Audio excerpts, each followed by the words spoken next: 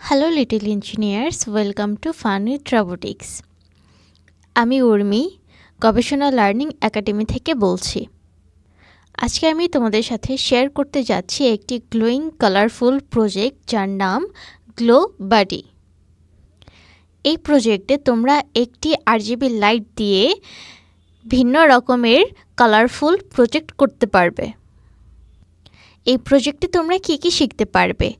RGB LED কিভাবে কাজ করে, রেজিস্টার এলইডিকে কিভাবে প্রোটেক্ট করে সার্কিট বার্ন হওয়ার ক্ষেত্রে, এবং পুশ বাটন এর ব্যবহার সম্পর্কে জানতে পারবে, কালারফুল লাইট সার্কিট বিল্ড করতে পারবে, এবং আর্ট টেকনোলজি মিলে কিভাবে একটি সুন্দর প্রজেক্ট করা যায় সেটি সম্পর্কে তোমরা শিখতে পারবে। গ্লো বাডি এমন একটি প্রজেক্ট যেখানে RGB LED ইউজ করা হয় মাল্টি কালার প্রজেক্টের জন্য। এখানে পুশ বাটন, রেজিস্টার এবং ব্যাটারি ইউজ করা হয়েছে। গ্লো বাডি প্রজেক্টটি হচ্ছে একটি মিনি RGB লাইট প্রজেক্ট যেখানে মাল্টি কালার LED থাকে, পুশ বাটন, রেজিস্টার এবং ব্যাটারি থাকে। সো এই প্রজেক্টের জন্য আমাদের যেগুলো গুরুত্বপূর্ণ কম্পোনেন্ট দরকার সেগুলো হচ্ছে RGB LED, battery, push button, wires, register এবং একটি বেস অর ব্রেডবোর্ড। RGB LEDর 4টা পিন থাকে, একটি রেড পিন, একটি কমন ক্যাথোড পিন, একটি গ্রিন এবং আরেকটি ব্লু পিন। তো এখানে আমরা 2টা ব্যাটারি ব্যবহার করেছি 6 ভোল্ট। এখানে কিন্তু 3 ভোল্টের একটি ব্যাটারি দিলে হবে না, এখানে 6 ভোল্ট লাগবে, অথবা 9 ভোল্টও দেওয়া যায়। তো এখানে আমরা দেখতে পাচ্ছি যে RGB এই 3টা colour, R red, G green, B হচ্ছে ব্লু, 3টা কালার পিনের মধ্যে একটি করে রেজিস্টার অ্যাড করা হয়েছে, মানে প্রত্যেকটি কালার পিনের জন্য একটি করে রেজিস্টার রয়েছে, এবং এখানে 330 ওহমের রেজিস্টার ব্যবহার করা হয়েছে। এই প্রত্যেকটি রেজিস্টারের একটি কমন জায়গা একত্রিত হয়ে এটি ব্যাটারির পজিটিভ প্রান্তে সংযুক্ত হয়েছে, এবং RGB LEDর যে কমন ক্যাথোড পিনটা আছে সেটি গিয়ে ব্যাটারির নেগেটিভ প্রান্তে সংযুক্ত হয়েছে। সো এই সার্কিটটি পরিপূর্ণ হয়েছে এবং আমরা দেখব এটি কিভাবে কাজ করে। এবং এখানে একটি পুশ বাটন ব্যবহার করা হয়েছে যেটি রেজিস্টার এবং ব্যাটারির পজিটিভ টার্মিনালের মধ্যবর্তী জায়গায় সংযুক্ত করা হয়েছে সার্কিটকে কন্ট্রোল করার জন্য। এখানে আমরা দেখতে পাচ্ছি এটি কিভাবে কাজ করে। ব্যাটারির পজিটিভ টার্মিনাল থেকে কপার টেপের মাধ্যমে অথবা ওয়্যারের মাধ্যমে পুশ বাটনের এক প্রান্তে অ্যাড হয়েছে, এবং পুশ বাটন থেকে রেজিস্টারে গিয়েছে, এবং রেজিস্টার থেকে RGB LEDতে সংযুক্ত হয়ে তারপর ব্যাটারির নেগেটিভ টার্মিনালে আবার কপার টেপের মাধ্যমে সংযুক্ত করা হয়েছে। এবং এখানে দেখা যাচ্ছে যে ব্যাটারির পজিটিভ টার্মিনাল থেকে ইলেকট্রিসিটি ফ্লো হয়ে পুশ বাটন পর্যন্ত গিয়েছে।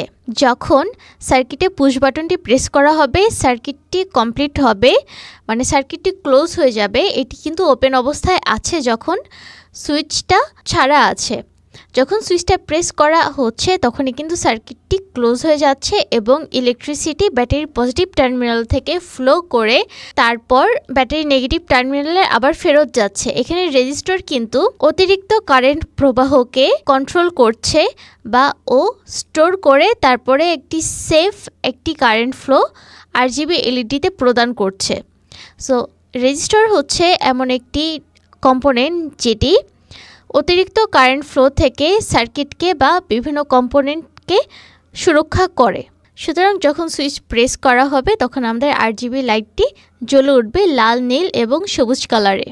এটি আমরা দেখতে পাচ্ছি আমাদের গ্লো বাডি প্রজেক্টের জন্য হার্ডওয়্যার সেটআপ। আমরা এখানে 2টা কয়েন ব্যাটারি সিরিজে সংযুক্ত করে নিয়েছি, মানে পজিটিভ টু পজিটিভ সংযুক্ত করে নিয়েছি এবং নেগেটিভ টু নেগেটিভ সংযুক্ত করে নিয়েছি। এখানে একটি LED দেখতে পাচ্ছ যেটি হচ্ছে গিয়ে RGB LED। এটা হচ্ছে রেড পিন, এটা হচ্ছে কমন ক্যাথোড পিন, এটি গ্রিন পিন এবং এটি ব্লু কালার পিন। সো আমি এখানে RGB এলইডির কমন ক্যাথোড পিন ডিরেক্টলি ব্যাটারির নেগেটিভ টার্মিনালে সংযুক্ত করেছি। প্রত্যেকটি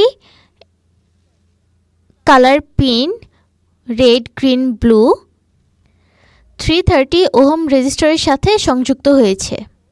এবার প্রত্যেকটি রেজিস্টরের অপর প্রান্ত আমি একসাথে সংযুক্ত করে নিয়েছি। সো আমি এখানে পুশ বাটন নিয়েছি। পুশ বাটনের এক প্রান্ত গিয়েছে ব্যাটারির পজিটিভ টার্মিনালে এবং পুশ বাটনের অপর প্রান্তে গিয়েছে রেজিস্টরের জয়েন্ট অংশে, অর্থাৎ রেজিস্টরের যে কমন অংশটুকু রয়েছে সেটি পুশ বাটনের অপর প্রান্তে সংযুক্ত হয়েছে। সো যখন আমি পুশ বাটনটি প্রেস করছি তখন ব্যাটারির পজিটিভ টার্মিনাল থেকে ইলেকট্রিসিটি ফ্লো করে বাটন হয়ে রেজিস্টার হয়ে তারপরে RGB এলইডিতে ফ্লো করছে এবং RGB এলইডি জ্বলে উঠছে। তো RGB এলইডির যে 3টি কালার আছে সবগুলো কিন্তু একসাথে জ্বলে উঠবে।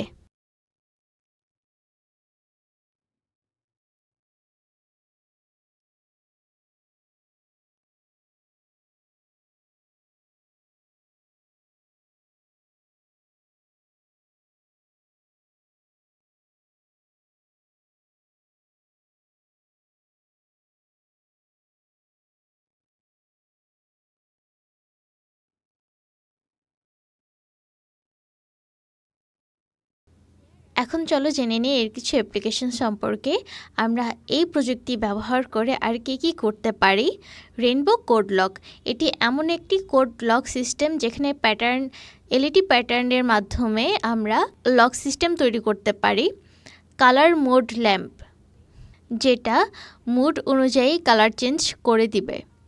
ট্রাফিক লাইট রেস গেম, তো আমরা এমন একটি রেস গেম পরিচালনা করতে পারি যেখানে ট্রাফিক লাইট রুলস মেনে রেস গেমটি করা হবে।